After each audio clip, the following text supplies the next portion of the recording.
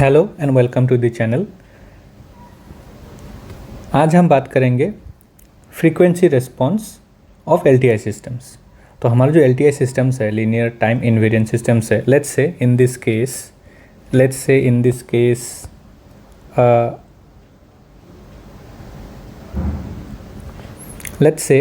Case a digital linear time invariant system। और frequency response क्या होता है? फ्रीक्वेंसी रिस्पॉन्स कोई भी अगर सिस्टम हो, डिजिटल हो, एनालॉग हो, कोई भी सिस्टम हो, उसमें जो हम इनपुट देते हैं, कोई इनपुट सिग्नल देते हैं, it will have some frequency, right. कुछ फ्रीक्वेंसी उसमें होगा जो हम इनपुट सिग्नल देंगे, और आउटपुट में भी कुछ ऐसा सिग्नल मिलेगा जिसका भी कोई पर्टिकुलर फ्रीक्वेंसी या फिर अ समेशन ऑफ फ्रीक्वेंसीज लाइक, क्योंकि एक सिग्नल जो है वो बहुत सारी फ्रीक्वेंसीज को मिलके बनते हैं, तो वैसा हो सकता है, राइट। तो फ्रीक्वेंसी रिस्पॉन्स जो है वो हमारा एक एलटीआई सिस्टम का स्टेडी स्टेट आउटपुट है, जब हम उसमें इनपुट के तौर पे कॉम्प्लेक्स एक्सपोनेंशियल और साइनोसॉइडल सिग्नल्स देते हैं। और यहाँ पे सवाल ये है कि जब हम किसी एलटीआई सिस्टम में कॉम्प्लेक्स एक्सपोनेंशियल और साइनोसॉइडल सिग्नल देते हैं तो आउटपुट में क्या मिलता है, राइट। आउटपुट में भी तो कुछ मिलेगा। आउटपुट में क्या मिलता है, कैसी सिग्नल्स मिलती है, कौन सी फ्रीक्वेंसी होती है, तो उसी को हम डिस्कस करेंगे। किसी भी सिस्टम में अगर हम कोई इनपुट सीक्वेंस एक्शन देते हैं तो वो सिस्टम में जाने के बाद आउटपुट yn हमें मिलता है, राइट। और ये आउटपुट हमें कैसे पता चलता है, हम कैसे कैलकुलेट करते हैं, उसे एस्टिमेट करते हैं। तो जब कोई सिस्टम का इम्पल्स रिस्पॉन्स हमें दिया रहेगा, उसको अगर हम इनपुट के साथ कन्वॉल्व करेंगे, अगर हम उसका कन्वोल्यूशन सम निकालेंगे, तब हमें आउटपुट मिलेगा, राइट। और ये कन्वोल्यूशन सम का फॉर्मूला क्या है?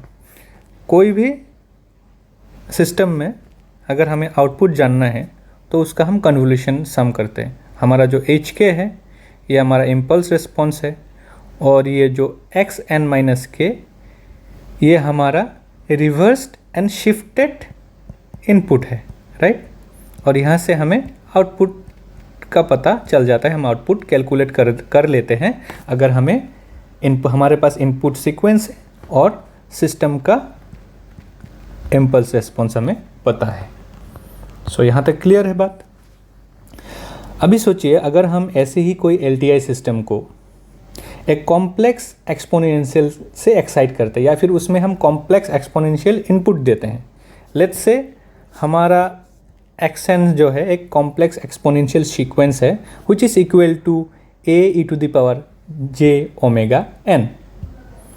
तो इसको हम लेते हैं एज इक्वेशन नंबर 2, और ये जो हमारा कन्वोल्यूशन सम है ये है हमारा इक्वेशन नंबर 1। तो इसी से हम आगे बढ़ते हैं।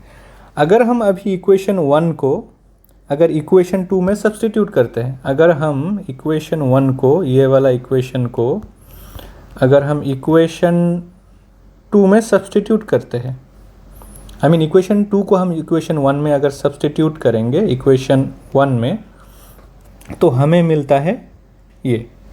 तो यहाँ पे बेसिकली हम जो है इनपुट सीक्वेंस जो xn-k है उसको हमने रिप्लेस कर दिया है यहाँ से, ये कॉम्प्लेक्स एक्सपोनेंशियल से, तो हमें ये मिलता है। इसको अगर हम रीअरेंज करके हमें मिलता है ए है ये कॉम्प्लेक्स एक्सपोनेंशियल का एम्पलीट्यूड है, राइट। तो ये जो हमें मिलता है, तो आप यहाँ से गौर से आप नोटिस कीजिए, ये जो पार्ट है, ये जो ब्रैकेट के अंदर पार्ट है, ये है Fourier transform of the impulse response of the system का जो इम्पल्स रिस्पॉन्स hk है उसका फूरियर ट्रांसफॉर्म है, ये फूरियर ट्रांसफॉर्म है। तो यहाँ तक बात क्लियर है। तो यहाँ पर अगर हम बेसिकली देखें तो कोई भी सिस्टम का जो आउटपुट है वो है the input sequence multiplied by the Fourier transform of the impulse response of the system. और Fourier transform of the impulse response of the system, ये जो पार्ट है, ये अगर आप यहाँ गौर करें, यहाँ अगर नोटिस करें आप, तो एच ओमेगा, अगर हमें किसी भी सिस्टम का इम्पल्स रिस्पॉन्स का फूरियर ट्रांसफॉर्म निकालना है तो फॉर्मूला है ये, H omega is equal to, capital H omega is equal to summation of K equal to minus infinity to infinity H K E to the power minus J omega K. और ये हमारा frequency response जो है, I mean like impulse response जो है, उसका Fourier transform तब exist करेगा जब कोई भी बाउंडेड इनपुट सिग्नल के लिए आउटपुट भी बाउंडेड होगा। I mean it should be Vivo stable, right? That is summation of, or you can say the impulse response should be absolutely summable, absolutely summable. Okay, so यहाँ से अगर हम आगे बढ़ते हैं, so the response of the system to complex exponential is, जो हम complex exponential हमने अपनी LTI सिस्टम में दिया तो उसका रेस्पॉन्स हमें क्या मिलेगा? तो ये है हमारे पास आउटपुट। अगर आप सिंपली देखें तो ये हमारा इनपुट है और हमारा आउटपुट जो है इट इज़ सिंपली स्केल्ड और multiplied by the factor H omega which is Fourier transform of the impulse response of the system.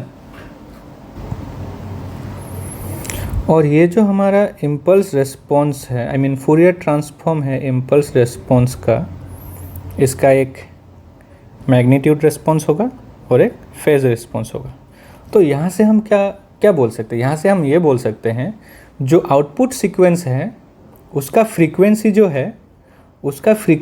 है सेम फ्रीक्वेंसी रहेगा जो इनपुट सीक्वेंस है, लेकिन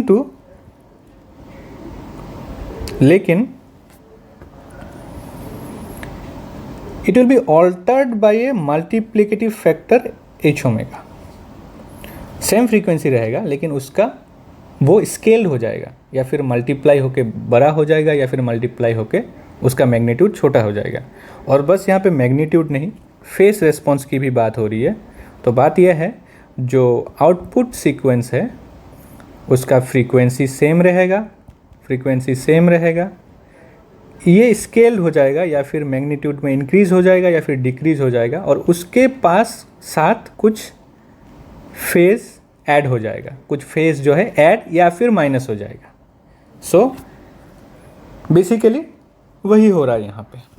और ये जो हमारा एक्सपोनेंशियल सिग्नल है ए टू द पावर ई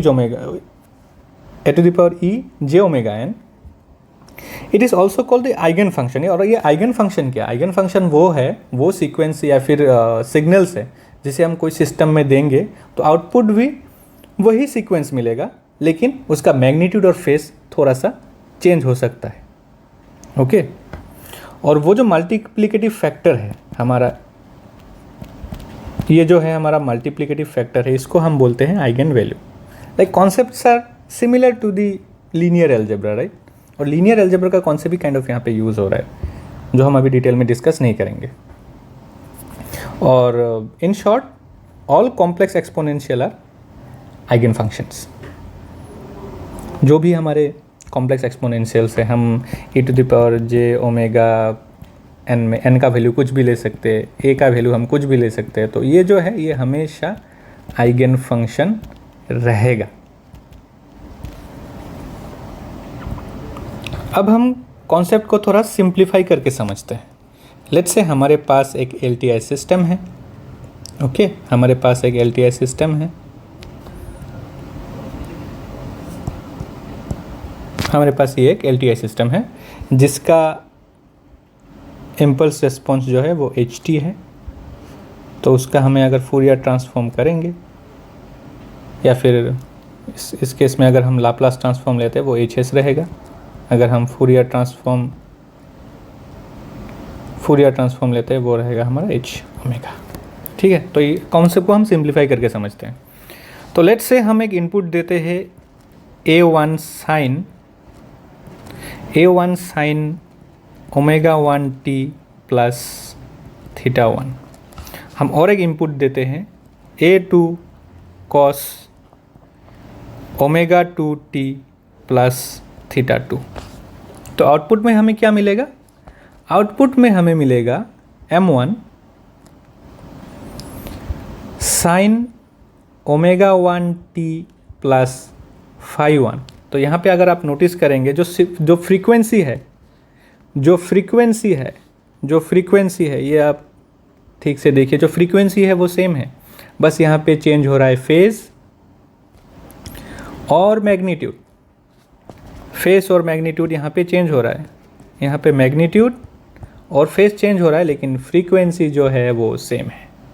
तो सेकंड केस में भी अगर हम देखेंगे तो यहाँ हमें मिलेगा M2 cos omega 2t plus phi 2।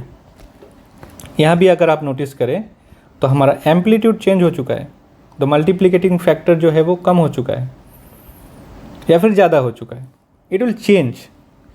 लेकिन हमारा जो फ्रीक्वेंसी है it is the same, it's omega 2, और चेंज हो चुका है हमारा फेज़ या फिर पॉजिटिव फेज़ या फिर नेगेटिव फेज़ हो सकता है यहाँ इन दिस केस, लेकिन फेज़ हमारा चेंज होगा। तो बेसिकली ये है, मैं ये बोलना चाहता हूँ कि